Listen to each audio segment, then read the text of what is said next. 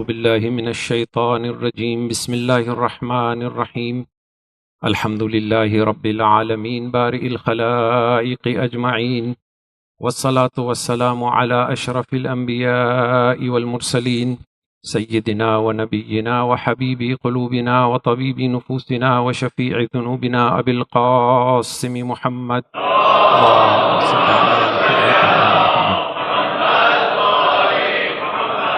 ثم الصلاة والسلام على آل بيته الطيبين الطاهرين المظلومين الميامين المنتجبين لا سيما بقية الله في الأرضين ولعنة الله على أعدائهم أجمعين من يوم عداوتهم إلى يوم الدين أما بعد فقد قال الله تبارك وتعالى في كتابه وهو أصدق القائلين يا أيها الإنسان إنك كادح إلى ربك كدحا فملاقيه صلوات على محمد.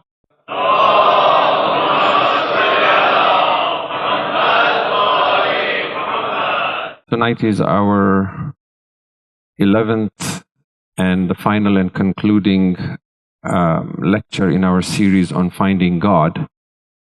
And before I begin, I'll just take a minute, as my other brothers have just, just echoing them, and express my gratitude to this community and to the management and the various teams. As my dear brothers, the Tijani brothers said, I'm not going to attempt mentioning any particular group or names because I fear I'll miss someone. But for me as well, my primary contact was Mehboob Rai Siuji, the program director, and my deepest appreciation to all of you for having shown such love and kindness. And inshallah, may the mother of Abu Abdullah al-Hussein reward all of you who have served Imam al-Hussein in any form during these last 12 nights. Jazakumullah. If we can have a salawat ala Muhammad wa alim.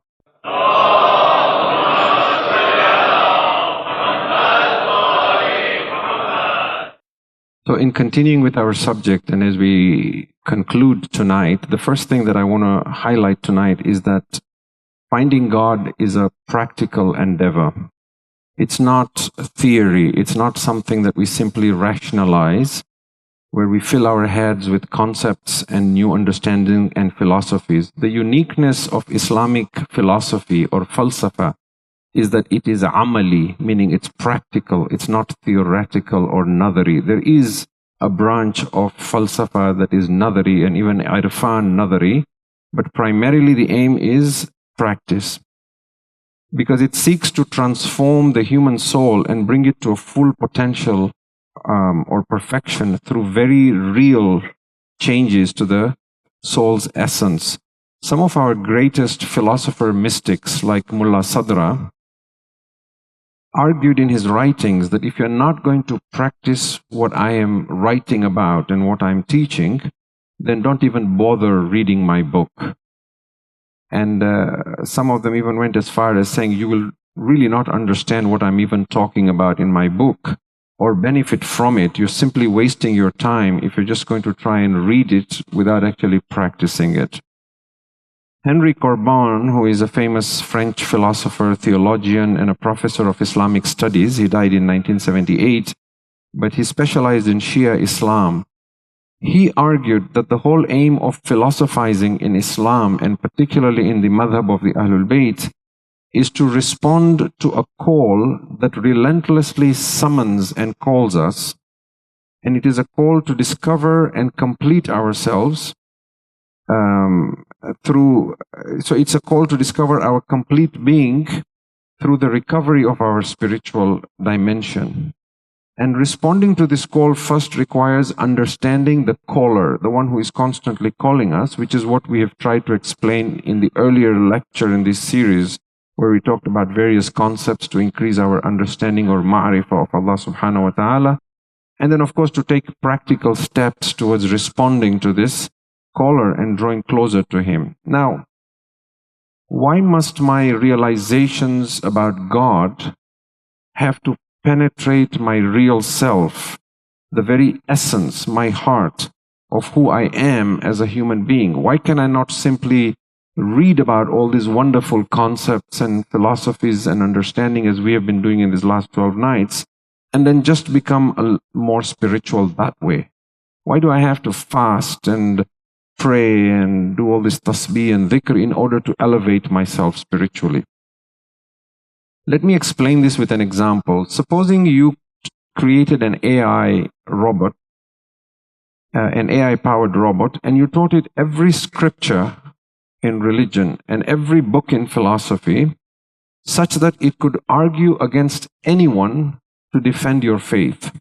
And it showed this perfection in its understanding of God's ma'rifah, of knowing God. Perhaps we even created an Islamic AI mystic philosopher bot, okay, that could blow away people's mind in how it spoke about God and defended Islam and the teachings of Quran and the Prophet and the Ahlul Bayt. And it would be an absolutely phenomenal machine that stands out as a pillar in defending and promoting Islam and the truth. Can we then say that this AI robot has found God? The obvious answer is no. And the question is, why not? Because the realization of God, the ma'rifat of God, manifests as a real change in the very nature and essence of the person who has that ma'rifah and understanding of God. So it is an enlightenment, a form of drawing closer to God, what we call qurb. But this proximity to God is not physical or bound by time and space. It is a coming close to God in an elevation of his understanding who He is, but it also transforms the knower. Whereas in the case of the AI entity, no matter how good it has not changed in its very essence and nature of what it is. So its being enlightened will only hold true if we assume that perfection or kamal in knowing God is based on storing knowledge and then simply regurgitating it and repeating it. What we are seeking when we say we are finding God is not simply a knowing of God at a higher consciousness. What we are seeking is a transformation, a spiritual evolution, a becoming of something other than what we were when we first came to the earth and when we were born.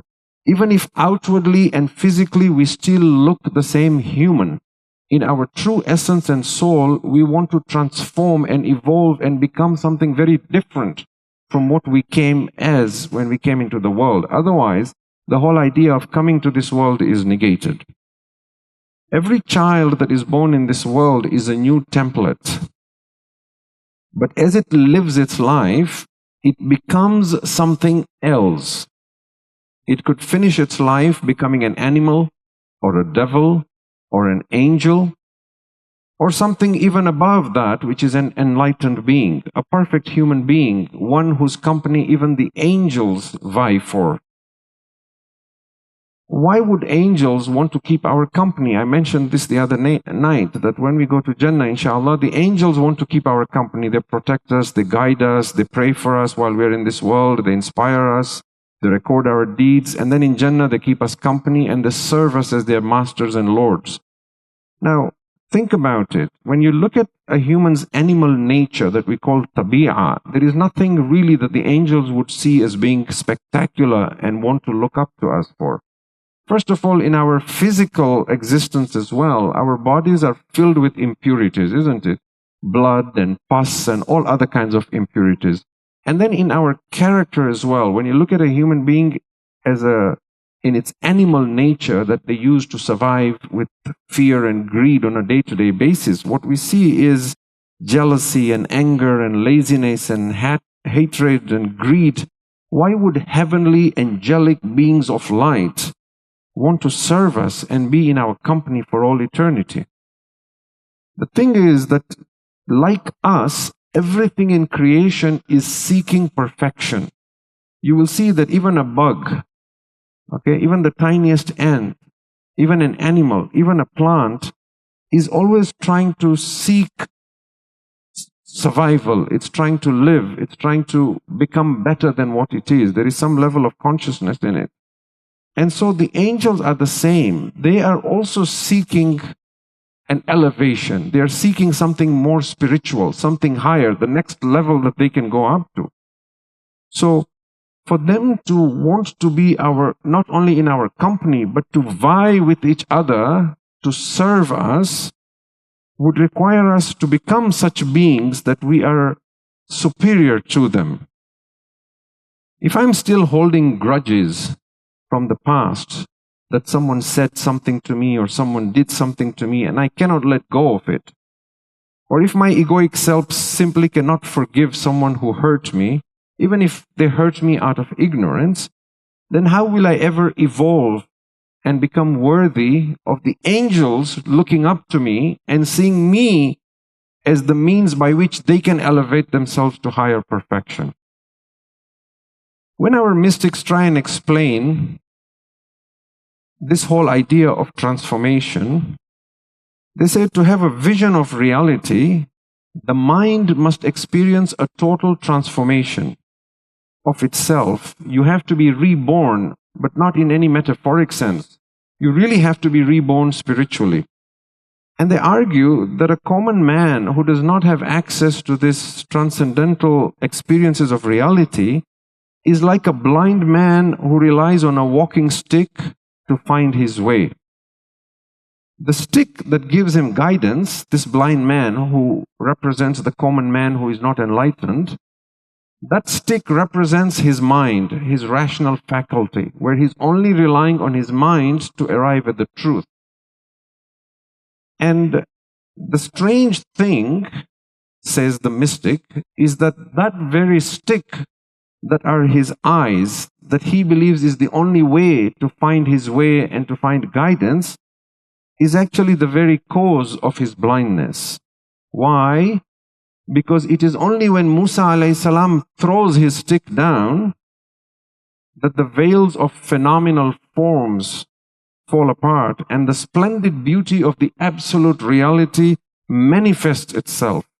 And it is at that point that Musa alayhi salam can now hear the voice of God, as in chapter 20 verse 14, where Allah speaks to him and says, Innani anallah, O Musa, I and I alone am God.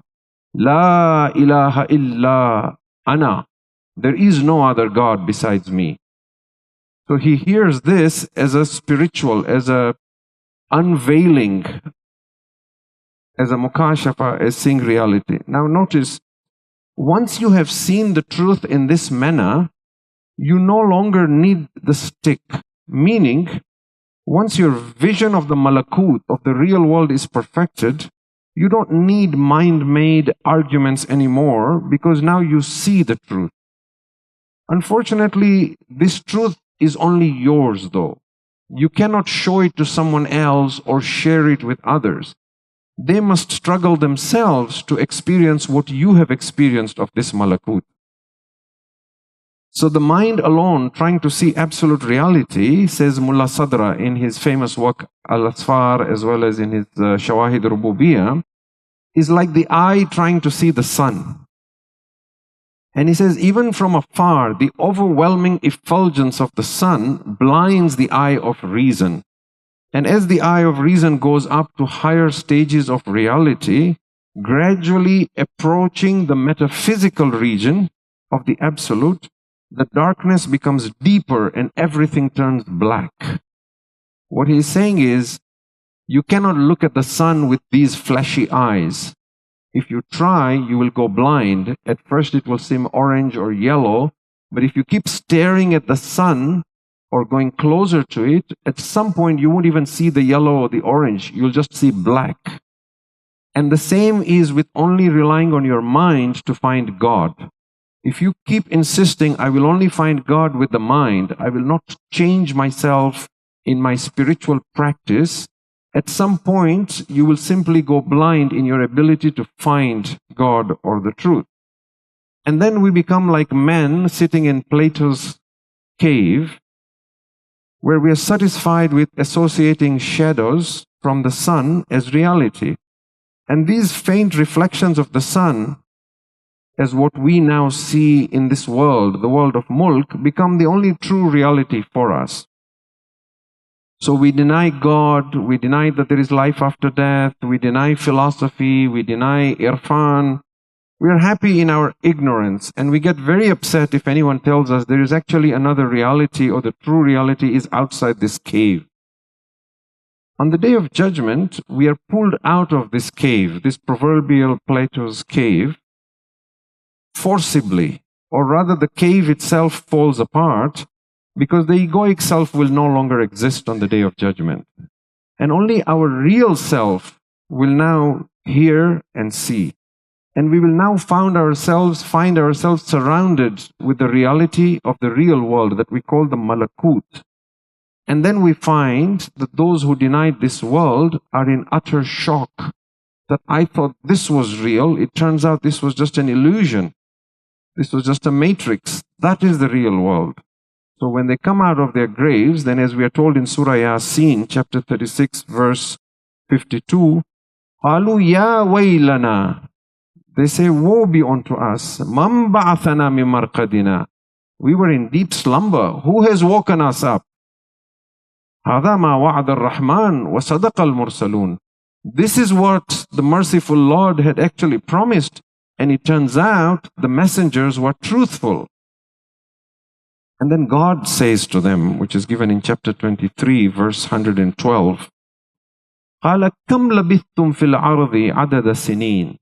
So, O insan, how long do you think you lived on the earth?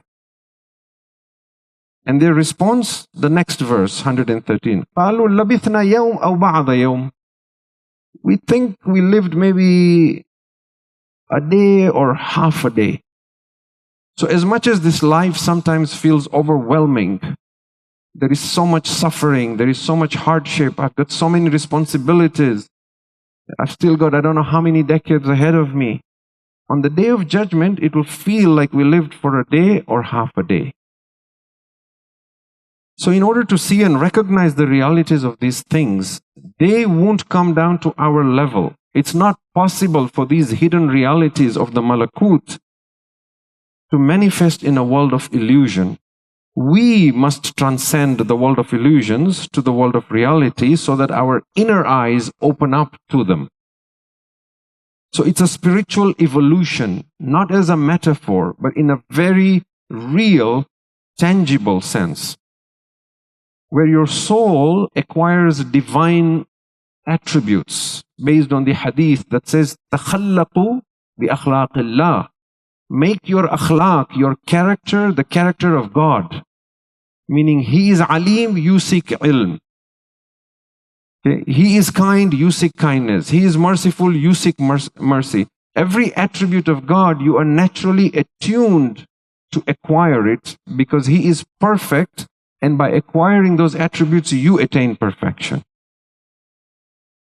And when this is complete, then on the day of judgment, we experience an encounter with the divine, what we call liqa Allah. And we then understand the true realities of creation and of everything that exists. At that point, even in this world, if we get to this point of enlightenment, then we no longer fear death, because now we don't identify with this temporary body. If anything, we would long for a release from this body to enter the real world. As I mentioned this hadith from Amir al-Mu'mineen alayhi salam, in the sermon where he describes the qualities of the God-weary, he says that if it wasn't for a fact that there is a fixed time for their death, a true believer's soul would not be able to stay in his body even for the blink of an eye. I mean, he's talking of believers who are enlightened here. So as we have said previously, on the day of judgment, every one of us, each soul will have a one-on-one encounter with God, with the divine, with his or her creator, with the magnificent, all-paramount creator of the universe, with reality itself. And this is a promise of God that we have been mentioning every single night as our theme verse from chapter 84, verse 6. Ya ayyuhal insan, O human being, innaka kadihun ila rabbika kadhan. You are constantly striving and struggling, even when you're not aware of this. You're constantly seeking what? Kadihun ila rabbika kadhan فَمُلَاقِي, and you will meet him. So this mulaqi is that liqa, that encounter. But the experience of a soul, good or bad, in this liqa is very different depending on whether a person was a believer or a disbeliever in this world. The experience of a soul that was fleeing from God all its life will be very different from the experience of a soul that was longing for this liqa throughout its life. For the one who kept running away from God, as seeking other things as a poor substitute for God, he or she was actually chasing a mirage all their lives in this temporary world. Look at this verse from Surah Nur, Surah An-Nur, chapter 24, verse 39. It's talking about the faithless, what happens to them when they die. وَالَّذِينَ كَفَرُوا أَعْمَالُهُمْ كَسَرَابٍ بِقِيعَةٍ. Those who are faithless, their actions, their endeavors, the things they chase in life is like a mirage in an open plain. يَحْسَبُهُ الظَّمْآنُ مَاءً. The one who is thirsty thinks there is water at that mirage. He thinks it's actually an oasis. حَتَّى إِذَا جَاءَهُ لَمْ يَجِدْهُ شَيْئًا. Until he comes to that mirage, his journey ends. He comes to that final destination, he finds there is nothing there. But what does he find? وَوَجَدَ اللَّهَ عِنْدَهُ. He finds God is waiting for him at that mirage. فَوَفَّاهُ حِسَابَهُ. So God pays him back his full account. وَاللَّهُ سَرِيعُ الْحِسَابِ. And God is swift in reckoning. So no matter what we do with our lives, if we ignore God and we run after this and we run after that, after wealth, after business, after relationship, after that, we're chasing poor substitutes for God. These are all mirages. There will come a day when all this will be cut off and we will find that what we were actually chasing was God. And He is waiting for us, and now He will pay us back. On the other hand, the faithful are constantly working towards this liqa, this encounter, this meeting for God. As for example, in chapter 2, verse 45 and 46, where we are told, وَاسْتَعِينُوا بِالصَّبْرِ وَالصَّلَاةِ, and seek help with patience and with prayer. وَإِنَّهَا لَكَبِيرَةٌ إِلَّا عَلَى الْخَاشِئِينَ. And this is very difficult except on those who are humble. Now, who are these humble? The next verse says, الَّذِينَ يَظُنُّونَ أَنَّهُمْ مُلَاقُوا رَبِّهِمْ. These are those who are certain that they're going to meet their Lord. وَأَنَّهُمْ إِلَيْهِ رَاجِعُونَ. And that one day they will return to Him. And again we see in Surah Kahf, the very last verse, chapter 18, verse 110, He says, فَمَنْ كَانَ يَرْجُو لِقَاءَ رَبِّهِ. So whoever amongst you hopes or believes or longs to one day meet his Lord, to have this liqa, فَلْيَعْمَلْ عَمَلًا صَالِحًا. Then let him do good deeds, righteous deeds, but not just deeds in a vacuum. Faith must accompany it. وَلَا يُشْرِكْ بِعِبَادَةِ رَبِّهِ أَحَدًا. And let him not associate anyone with God in working towards that meeting. So we notice first that faith is primary before good actions come in. But then we notice that faith is defined as not associating anyone with God.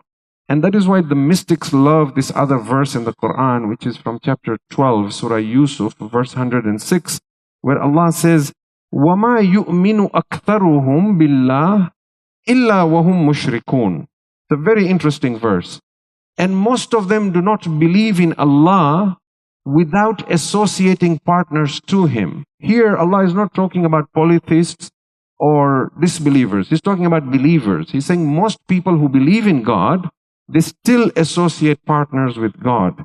This is called hidden shirk, shirk al-khafi, where outwardly we are believers, but in our hearts we are polytheists because our hearts are competing for other things as substitutes for God. And when this verse was presented to our sixth Imam, Imam Ja'far al-Sadiq, salawatullahi wa salamu alayhi,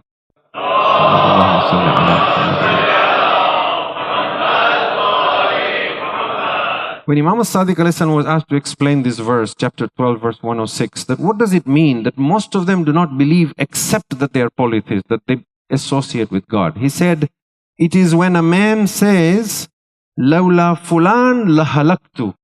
Had it not been for so and so, I would have perished. Or when a man says, وَلَوْلَا فُلَانْ لَمَا أَصَبْتُ كَذَا وَكَذَا. if it was not for so and so, I would not have been able to do such and such a thing or attain such and such a thing.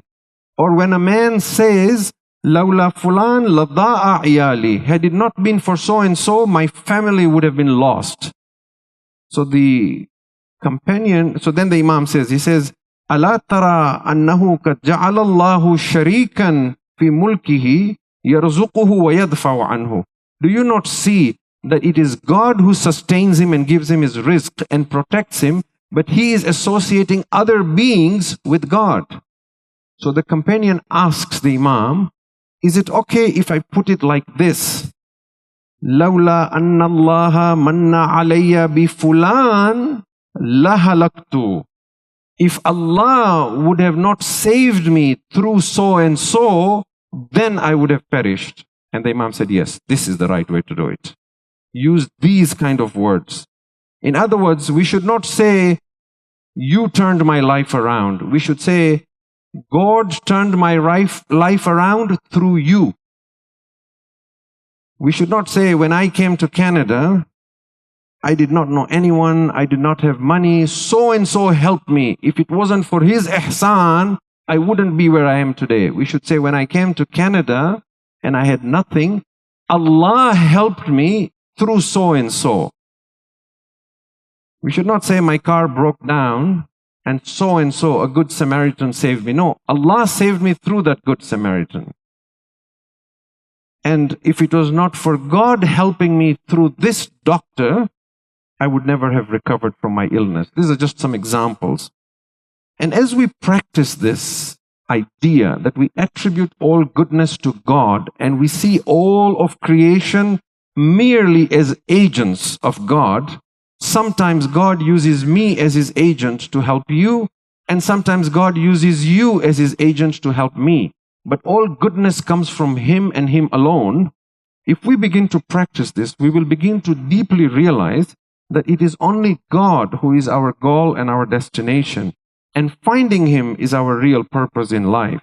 Sometimes, as I said, we are his agents, and sometimes others are his agents to helping us. Notice how this mindset, thinking like this, also takes away all notions of jealousy. Because now, why would I be jealous of someone else because they're more learned, or because they're more good looking, or because they're wealthier, or because they're, stronger? Is it theirs? No. They're only manifesting his knowledge, his beauty, his wealth, his power. Everyone else is only a means. So when anything else becomes more important to us in our lives than God, it is not just a distraction. It competes for our heart to become our God. Which is why, if you look at chapter 25, verse 43, Allah says, أَرَأَيْتَ مَنِ اتَّخَذَ إِلَهَهُ هَوَاهُ. Have you seen him whose desires is his God? And you will find a similar verse in chapter 45, verse 23. Why is it that even after our spiritual striving and finding God, and even if we gain some access to the malakut, we cannot have this direct liqa with Allah in this world? Why does it have to wait until the day of judgment? The answer is because our physical frame and the corporal nature of this mulk, of this existence, cannot withstand the full manifestation of God. It has been tried. The people of Musa alayhi salam asked to see God. And Allah said to them, you cannot see me, but look at this mountain.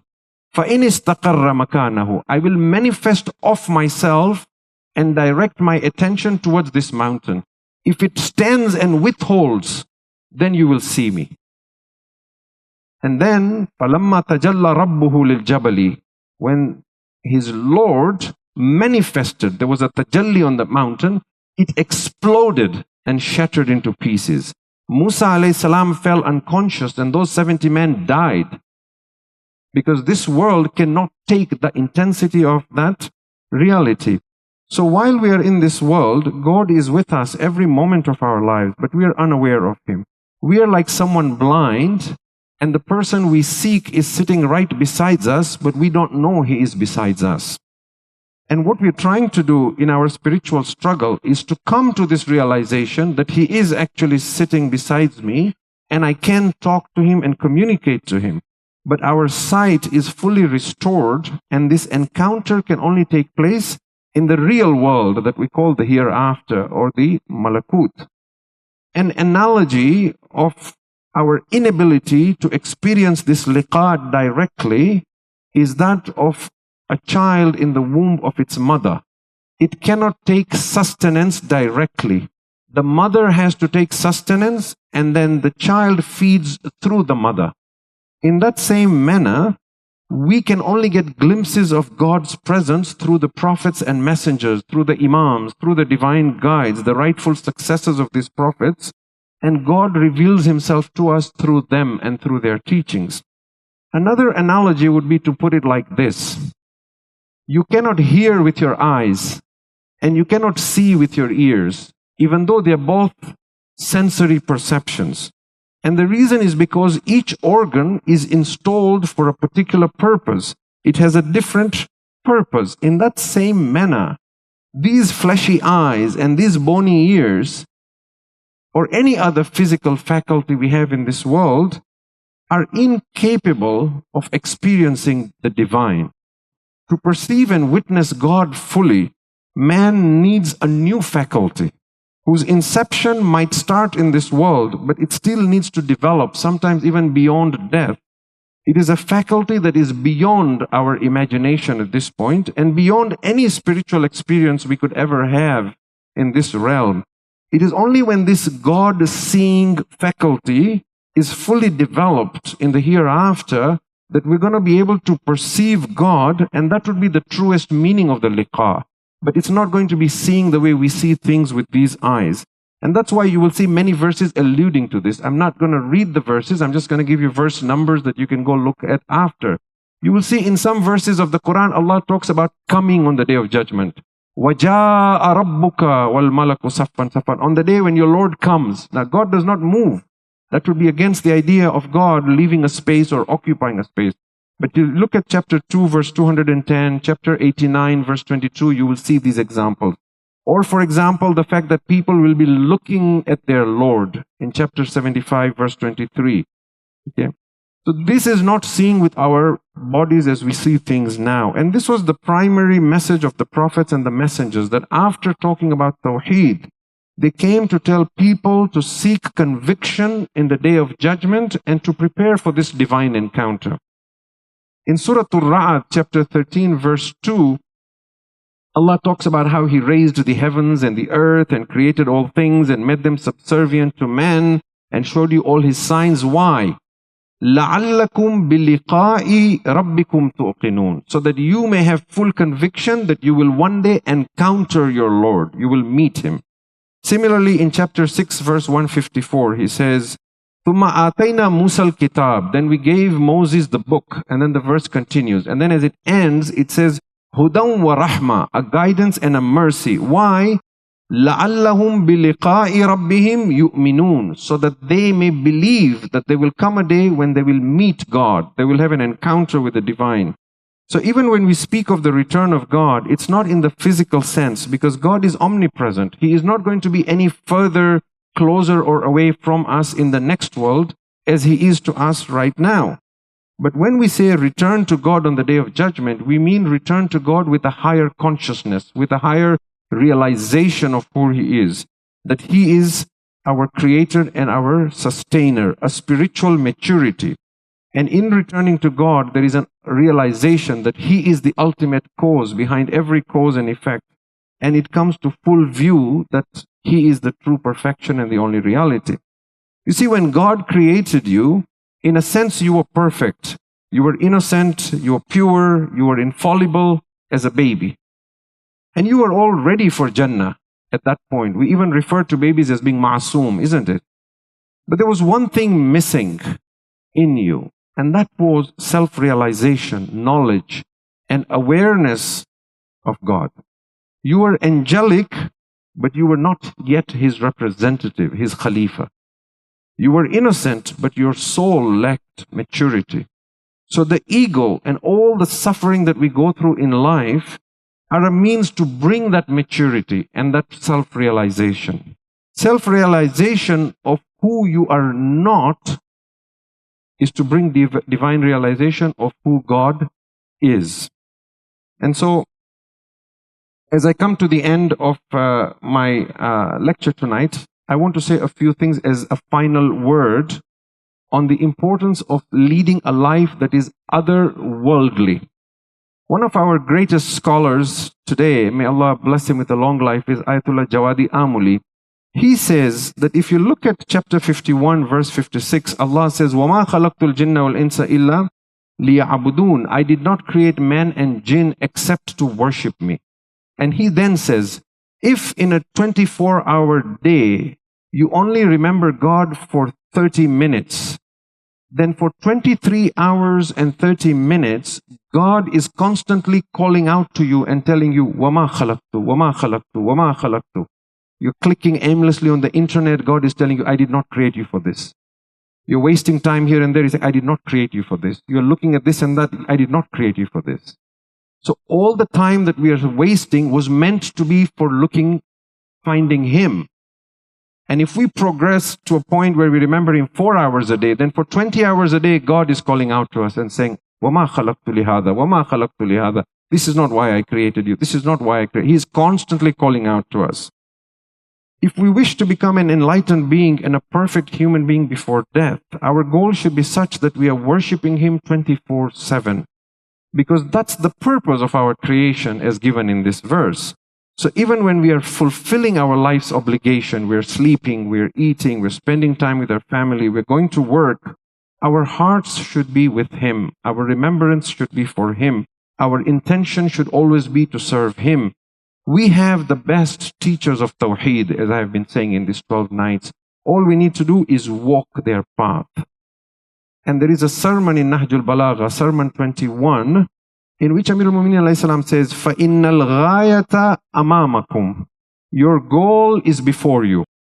وَإِنَّ السَّاعَةَ تَحَدُّوكُمْ مِنْ خَلْفِكُمْ. And the hour of resurrection is driving you from behind.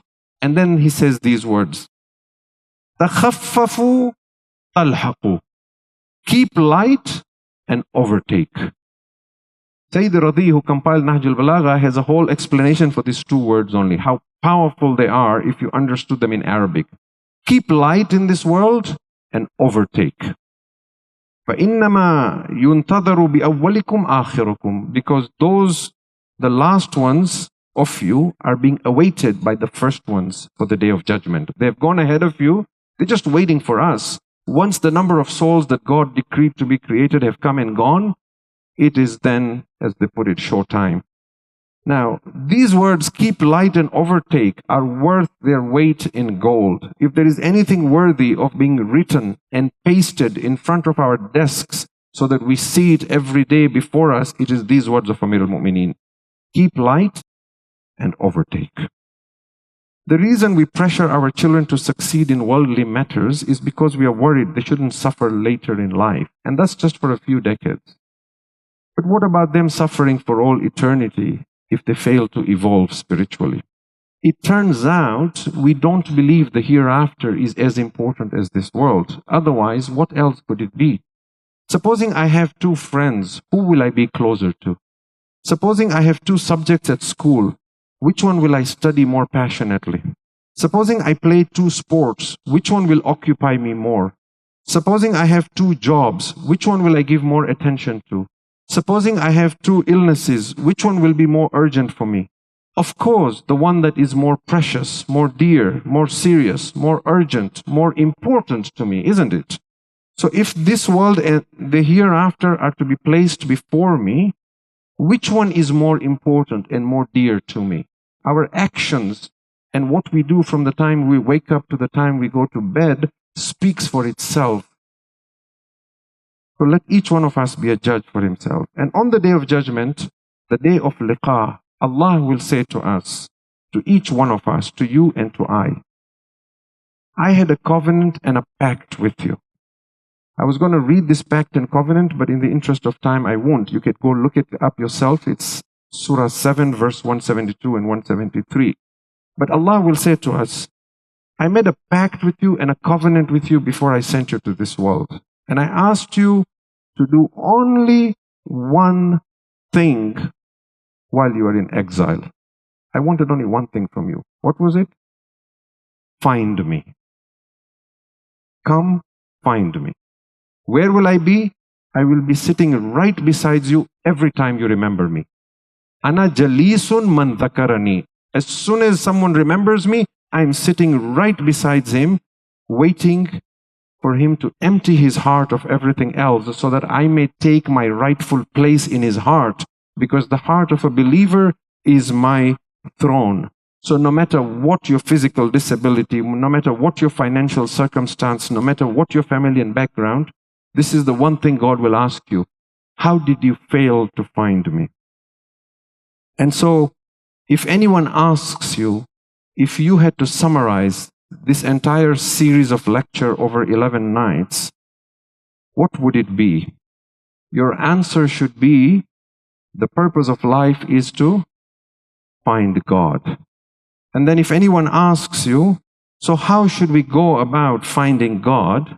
Your answer should be, keep light and overtake. وآخر دعوانا أن الحمد لله رب العالمين وصلى الله على سيدنا محمد وعلى آل بيته الطيبين الطاهرين.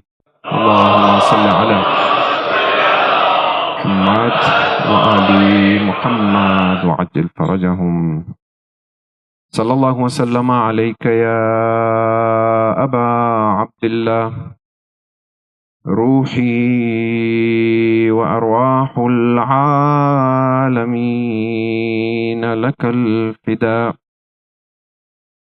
يا ليتنا كنا معكم سيدي فنفوز فوزا عظيما.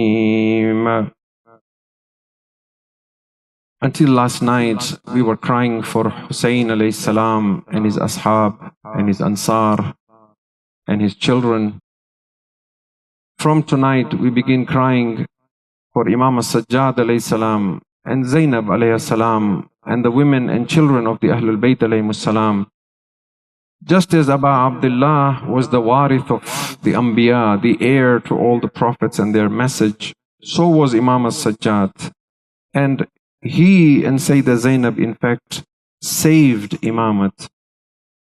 If you think about how Imam as-Sajjad fell sick and was so ill that he was unable to go to fight, that itself is a miracle. That itself is proof of Imamat.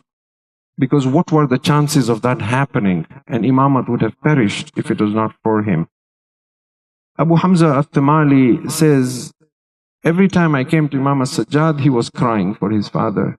34 years he cried for Aba Abdullah.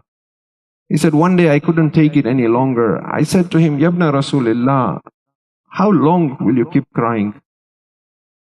Is there no end to your crying for your father? 34 years. He said, oh Abu Hamza, you have not been fair.